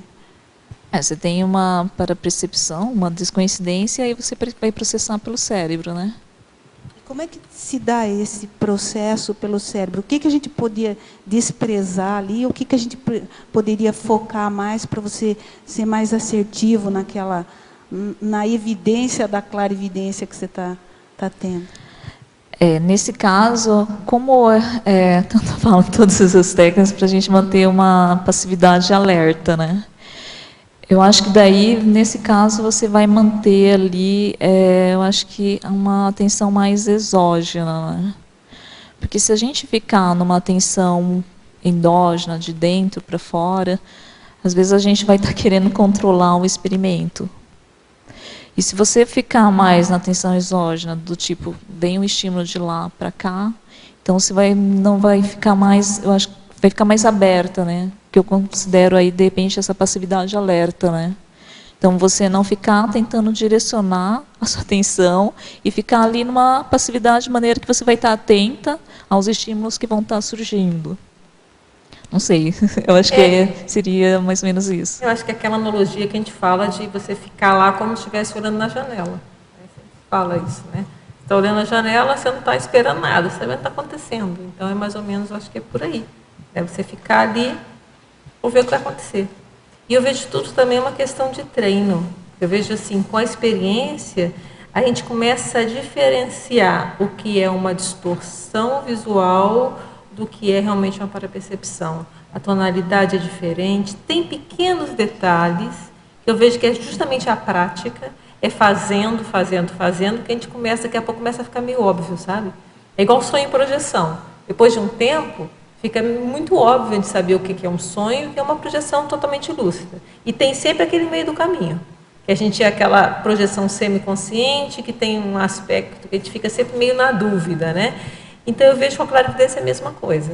Tem aquela clarividência que a gente chega num ponto que a gente tem certeza que aquela clarividência é real. Tem outro que a gente sabe, não, isso aqui não é, isso é a distorção da minha mente. Eu estou vendo ali porque tem isso, a gente pega até a tonalidade, tem uma série de detalhes que é a experiência que vai dando. E vai ter sempre aquela que fica no meio do caminho. E aí, essas que são as mais complexas. E eu acho que a vantagem do curso complementar é justamente essa, porque como são várias pessoas ao mesmo tempo ali, então permite essas convalidações, você vai convalidando, né? Você vai, olha, o outro também viu, olha, eu também vi. Então, isso vai ajudando a gente até chegar nesse parecer que é subjetivo de, não, isso aqui eu sei que é uma coisa que eu sei. Então, eu vejo que tem uma questão do treino também. Ok? Kátia, Domingos. Oi. Seguinte, quando lá na página 27, na priorologia, você coloca o verbete do neutro, a gente poderia dizer que é o seguinte, o neutro é aquelas consciências que têm a baixa atenção cognitiva, ou não necessariamente? Desculpa, Domingos, que página você falou? Na acabativa. Ah, tá. Lá no final. No número 13. Uhum. Quando você coloca o verbete, né, o neutro, né, poderia dizer que são aquelas consciências de baixa atenção cognitiva ou não necessariamente? Qual? É o verbete priorologia, por que ele está neutro? No neutro. Tá, entendi. Se as consciências, o quê? Se as consciências, como está aqui, né, vamos pressupor, neutras são aquelas de baixo, são consciências de baixa atenção cognitiva? Ah, tá. Na verdade, a intenção de pôr esse verbete aqui, priorologia, é a questão mesmo da priorização, né? Já que a atenção é aquilo que você vai estar priorizando como processamento ou relevante para você, então, se você não sabe o que é priorologia, qualquer coisa é importante ou relevante, né? Então, eu acho que, assim, a pessoa, principalmente a questão da evolução ou da ProEx, né? Para a pessoa saber estudar aí as priorizações em relação da vida dela, para ela otimizar aí com o que ela considera aí interessante ou relevante, utilizar a atenção cognitiva para isso, para otimizar. E esse neutro aqui tem a ver com verbete, né? Então, tem duas coisas aqui que levaria para o neutro. Primeiro, a logia. Geralmente a ciência, a logia, tende a ser em tese neutra. E a prioridade também, né? Eu posso ter uma prioridade toda maluca, né? Então, em tese, minha prioridade é neutra. Vai depender do uso que eu vou fazer da prioridade. O que eu vou colocar na frente, né? Em tese, é neutra. Posso estar priorizando, fazer um monte de bobagem. Né? Mas mostra um pouquinho esses livros. Você trouxe uns livros aí? Fala um pouquinho deles. Eu trouxe aqui esse livro que é de uma pesquisadora, né? Mentes Inquietas. E esse livro assim é bem interessante, né? Porque ele tem toda uma abordagem com uma leitura assim bem assim, fácil de ler, e ele trata justamente das pessoas que têm transtornos de atenção, né? Então ele até cita aqui, né, que existem três tipos, né, de pessoas que têm déficit de atenção, né? Uma que tem a priorização de desatenção, outras que têm uma predominância, né, na impulsividade, então muitas vezes elas são mais fáceis de ser detectadas, e tem o misto, né, que os três estão, né, a desatenção, a hiperatividade e a impulsividade. Tanto que ela traz aqui que geralmente os meninos eles são mais fáceis de ser diagnosticados, porque a grande maioria são hiperativos. Então, aquela criança que não para no lugar, dá trabalho para professor e tudo mais.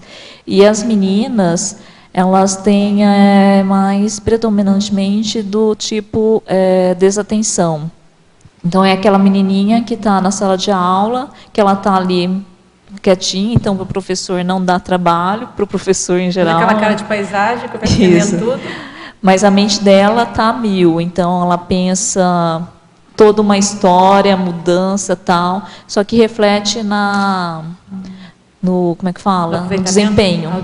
Então ela não consegue acompanhar, ela tem baixas notas, e aí muitas vezes ela acaba sendo até discriminada porque acham que ela não tem interesse, ou que ela tem alguma alteração aí cognitiva. Mas, na verdade, ela tem aí o déficit de atenção, só que como ela não é hiperativa, e muitas vezes ela não é diagnosticada tão bem.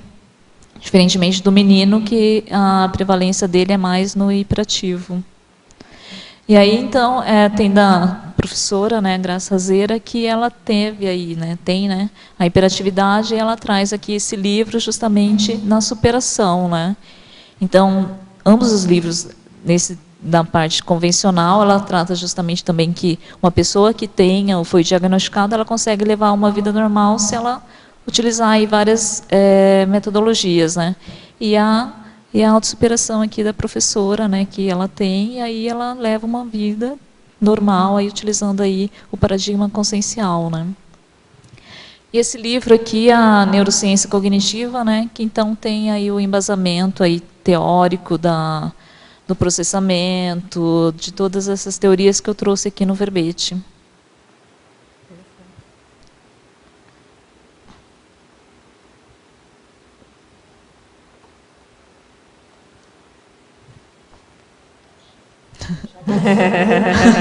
Aproveita a caixa. Ô, Kátia, eu gostaria que você falasse, na politicologia, qual é o paralelo aqui de atenção cognitiva e democracia do saber? Interessante. Democracia do saber, eu disse mais no sentido assim, que eu vejo que você vai utilizar atenção para a grande maioria das coisas, né? Então, se você não tem a menor vontade, a menor motivação porque esse que vai moldar a sua atenção, para onde a sua atenção está sendo direcionada, né? E a ideia aqui foi justamente enfatizar essa questão da democracia do saber, do conhecimento, da cognição, da pessoa estar aí aberta para isso, né? Da pessoa se estimular. Isso vai ter, porque muitas vezes, quando a gente é criança, a gente tem que cumprir lá a parte que é obrigatória dos estudos e tudo mais. Mas depois que a gente sai da escola, aí a pessoa vai ter que utilizar aí a vontade, a motivação dela, né? E isso é aberto para todo mundo, né? Qualquer pessoa pode ser aí um autodidata, mas vai depender aí da consciência, né? Vou arriscar mais uma pergunta. E qual que é a relação que eu estou tentando descobrir aqui agora entre a atenção cognitiva e o livre-arbítrio? Você vê alguma relação? Eu vejo que a atenção é que ela tem a possibilidade de exercer o livre-arbítrio através da atenção, né? Então, por exemplo, essa atenção exógena realmente é automático. Nesse a gente não está com comando. Então, se alguém de repente aparece aqui, posso acabar virando e eu não estou no comando.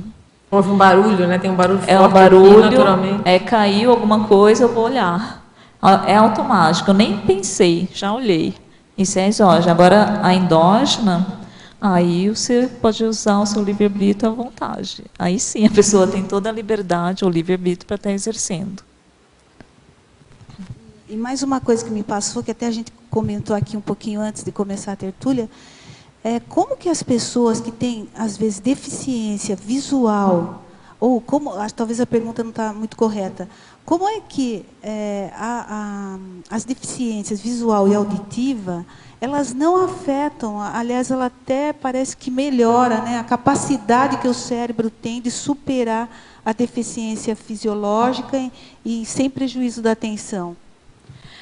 Porque, assim, a atenção, na verdade, a gente não é só visual, a gente tem todos os setores, né? Então, tem a atenção visual, sons, percepção. Então, assim, o que eu vejo a atenção, ela é o que você está priorizando, né? Então, digamos, numa pessoa que é cego-surda, né? Ela já vai ter 2 estímulos que não vai estar ali brincando, obrigando para serem atendidos. Então, ela vai ter a percepção dela muito mais apurada, porque toda a atenção dela está focada na percepção. Então, ela não precisa pensar igual a gente está aqui. Tem que ouvir, tem que ver, tem que perceber, ou até para a percepção, né? Então, são vários estímulos que a gente está processando ao mesmo tempo. Uma pessoa que já não tem a questão visual auditiva, ela já tem menos estímulos ou mesmo menos distratores. Então, isso vai ficar mais aguçado. Mas ela valorize, né? Eu lembro essa minha amiga, até que eu contei no início, ela às vezes sabia que a gente estava chegando às vezes o passo, o perfume, ela pegava, então a gente às vezes não falava, e ela falava, ô fulana. Então ela guardava, ela tinha uma série provavelmente de variáveis, às vezes o perfume, o modo de andar, como é que a gente pisa, e coisas que de repente quando a gente tem o visual, talvez a gente não dá muita atenção a esse outro lado. O cheiro, sem contar o cheiro, né? Cada pessoa tem um cheiro muito peculiar, né? Que bicho pega, né? Então, talvez tudo isso fique mais aguçado, não sei, né? Grande compensação. Quando, por exemplo, a gente vai fazer alguma técnica energética e fecha os olhos, a gente já corta um estímulo visual. Para ajudar, né? Aí fica mais atento às parapercepções, o que está acontecendo energeticamente, né? Então, já facilita ali, diminui um distrator, né? Então, você não precisa ter tantas coisas ao mesmo tempo. Deixa eu comentar agora no seu último sinergismo, eu acho que é muito importante. Você fala o sinergismo, inteligência evolutiva, atenção cognitiva. Que página que é? É na página 25, o seu último sinergismo. Inteligência evolutiva, atenção cognitiva. Isso eu pensei justamente na questão da gente estar aplicando na sinergia, né? Então, se a atenção é aquilo da minha modulação, da minha vontade, das priorizações, e está atuando dentro da inteligência evolutiva, no meu cotidiano, nas minhas priorizações, na consecução da ProEx, eu acho que os dois vão estar potencializando, né? Vão estar atuando de uma maneira mais sinérgica. Agora, Por isso que eu acho que, assim, do meu ponto de vista, né, que eu acho que a atenção, ele é um facilitador, ele potencializa ali o que a gente vai fazer de uma maneira mais lúcida, né? Então, você vai estar no comando em relação às suas priorizações e utilizar a inteligência evolutiva em tudo, né? Se você está com os dois associados, eu vejo que pode potencializar. Muito bom. Então, agradecemos muito a professora Kátia, deu uma aula aqui importante para a gente. Acho que todo mundo vai ficar mais atento agora. Então, esperamos os próximos, tá certo? Agradeço também a presença aí dos tertulianos, dos teletertulianos, dos paratertulianos. Então, vamos aos nossos comerciais. Obrigado. As pontuações da tertúlia de hoje são 24 assinaturas no livro de presença, 23 perguntas presenciais e 20 perguntas respondidas online. Hoje nós temos 2 recados. A Eliana com o painel da África e a Márcia com o CPC da Juriscons em São Paulo. E antes nós teremos os amigos da enciclopédia. Boa tarde, eu quero convidar vocês, mais uma vez, vocês que estão presentes e vocês que estão online, a se tornarem amigos da enciclopédia. O programa Amigos da Enciclopédia é um programa que sustenta, é o programa que faz o arrimo financeiro da Enciclopédia da Conscienciologia. De que maneira? Todo recurso que é arrecadado é investido na manutenção, ampliação e qualificação deste tertuliário, né, com a entrega diária de verbetes, com a transmissão online do Holociclo e do Holoteca, que vocês também devem conhecer. Então, é muito importante, além de escrever verbetes, claro, né, participar aqui ativamente conosco, online ou presencialmente, também, se possível, colaborar para a manutenção de tudo isso. Para ser amigo, você faz uma adesão financeira anual, parcelada em até 12 vezes, que é bem suave, e você tem vários benefícios, como, por exemplo, você faz o download, você tem exclusivamente, só os amigos da enciclopédia têm, as atualizações constantes da enciclopédia através de uma ferramenta chamada Verbetomática, que só os amigos têm acesso. E também você acessa, como amigo, através de um login e de uma senha, o Holoserver, que hoje só quem está dentro do Holociclo pode ter acesso a essa ferramenta de pesquisa também importantíssima. Então, para ter mais informações, faça contato com o CAEC no telefone 45 35 25 26 52. E o próximo recado, que é comigo mesmo, é sobre um evento imperdível. Se chama Painel da África e acontece nos dias 13 e 14 de setembro agora. Esse painel ele vai reunir uma série de pesquisadores aqui da Conscienciologia que vão trazer um panorama, uma cosmovisão sobre a África, né? O nosso grande desafio na próxima Ressoma, o nosso desafio agora de assistência no processo da reurbanização planetária. Quem é de fora também pode participar de maneira online, presencialmente ou também online. Entre em contato novamente com o CAEC e peça para fazer a sua inscrição. Muito obrigada. Boa tarde a todos. Eu estou aqui em nome da Juriscons, e mais especialmente da Juriscons em São Paulo, que nós vamos ter aqui, aproveitando o tema da atenção cognitiva, né? Quem tiver interessado em elaborar o seu código pessoal de cosmoética, nós estaremos fazendo em São Paulo o curso do CPC com as professoras Cristina Aracaque e Juliana Remédios, no segundo final de semana de setembro e no segundo final de semana de novembro, são apenas 2 módulos, e com acompanhamento e preceptoria entre um e o outro. E nós convidamos, então, aos teletertulianos de São Paulo, do Rio de Janeiro, enfim, de Minas Gerais, que queiram comparecer em São Paulo. Nós temos apenas 12 vagas, e todos serão muito bem recebidos. Do interior de São Paulo também, se tiver interesse, vocês podem entrar em contato com o telefone 11, né, a área de São Paulo, 99981 5340 para maiores informações. Aguardamos todos.